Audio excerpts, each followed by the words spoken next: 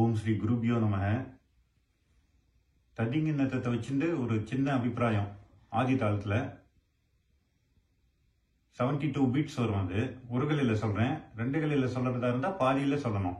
நான் இப்போ ஒரு கலையிலேயே சொல்லிடுறேன். முதல்ல ததிங்கிண்ணத்தம் தான். அதுக்கு ஒவ்வொன்றுத்துக்கும் 9 கார்வை, அப்புறம் 8 கார்வை, அப்புறம் 7 கார்வை, அப்படி குறைஞ்சிட்டே போகும். பூர்வாங்கம். அது உத்தராங்கத்தில் இன்னொரு அபிப்பிராயம். ஒரு எக்ஸசைஸ் கோசம் அது.